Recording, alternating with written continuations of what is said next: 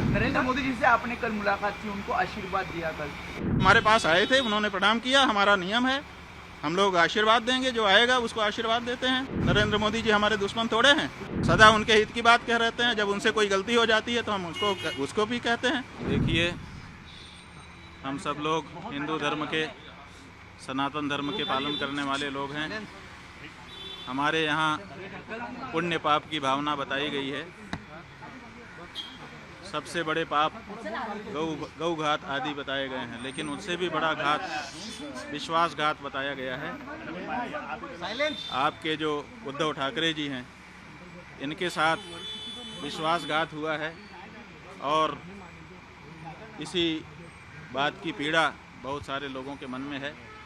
तो आज हम यहाँ पर उनके अनुरोध पर आए, उन्होंने स्वागत किया। हमने उनसे ये कहा है कि हम सब के मन में इस बात की पीड़ा है कि आपके साथ विश्वासघात हुआ। जब तक पुनः महाराष्ट्र के मुख्यमंत्री की कुर्सी पर आप विराजमान नहीं हो जाते, तब तक हम लोगों के मन का ये जो दर्द है, ये पीड़ा है, ये दूर नहीं हो सकती है। तो उन्होंने कहा है कि जैसा आप लोगों का आशीर्वाद होगा हम करेंगे।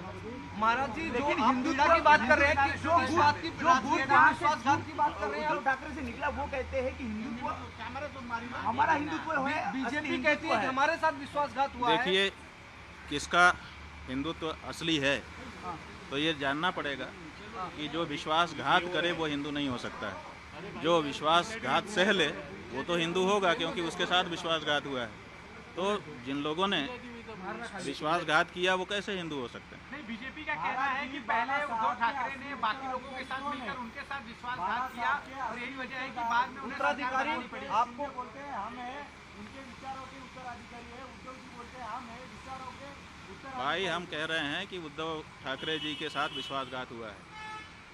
अब इसे में आप समझ लीजिए सब बात। ये बीजेपी ने इसलिए पूरे महाराष्ट्र की जनता इस बात से पीड़ित है, सबके मन में इस बात का दर्द है। चुनाव में इस बात का पता भी चल चुका है।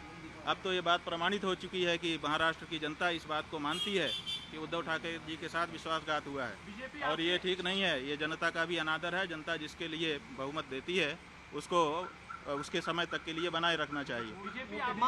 बीच में सरकार को तोड़ देना और बीच में जनमत का अनादर करना, ये अच्छी चीज नहीं है। राज्य का भाजपा कहता है कि हिंदुत्व तो हम शंकराचार्य जो है बयानबाजी को लेकर कैसे हमारा हिंदुत्व ही भाई, शंकराचार्य की बात नहीं है। शंकराचार्य जी क्या कहेंगे? जो सच होगा तो वही तो कहेंगे। हमें राजनीति से लेना देना नहीं है, लेकिन विश्वासघात तो हमारे यहाँ पाप बताया गया है। ये तो धर्म का मामला है ना, पाप और पुण्य। और इस बारे में कौन बोलेगा? राजनेता बोलेगा। इस बारे में तो धर्माचारी ही बोलेगा। महाराज जी, जो पूजा हुई ये हमारे यहाँ परंपरा है कि जब गुरुजन पधारते हैं तो उनकी पादुकाओं की पूजा की जाती है, और उसी का विधि विधान के साथ पालन उद्धव ठाकरे जी ने सपरिवार किया। केदारनाथ दिल्ली में बन रहा है, प्रतीकात्मक केदारनाथ मंदिर बन रहा है दिल्ली में, उस पर क्या कहना है? कुछ देखिए, प्रतीकात्मक केदारनाथ नहीं बन सकता है। हमारे यहाँ शिव पुराण में 12 ज्योतिर्लिंग का व्याख्यान किया गया है। बताया गया है कि 12 ज्योतिर्लिंग होते हैं। 12 ज्योतिर्लिंगों के जहाँ नाम बताए गए हैं वहीं पर उनका पता भी बता दिया गया है।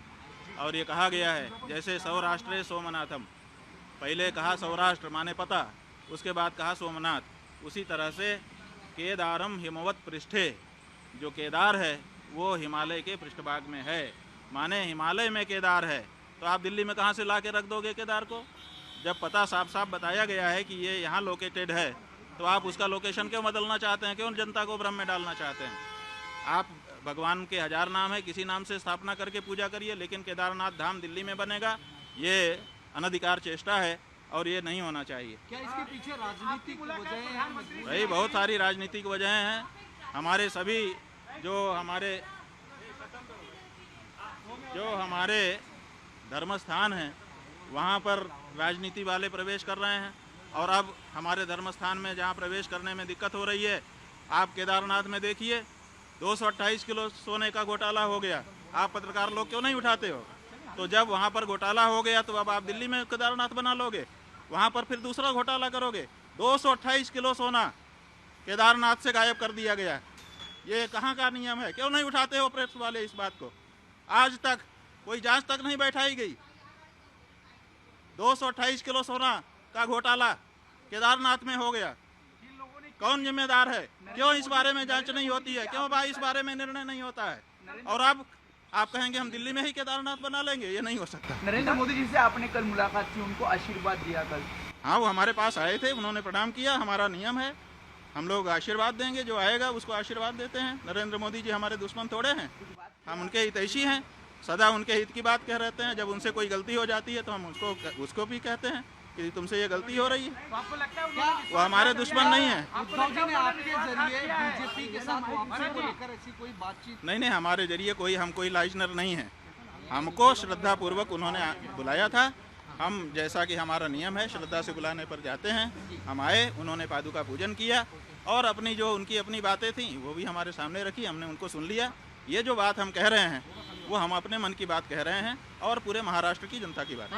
न्यूज नेशन अब व्हाट्सएप पर खबरों के ताजा अपडेट के लिए न्यूज नेशन के इस QR कोड को स्कैन करें।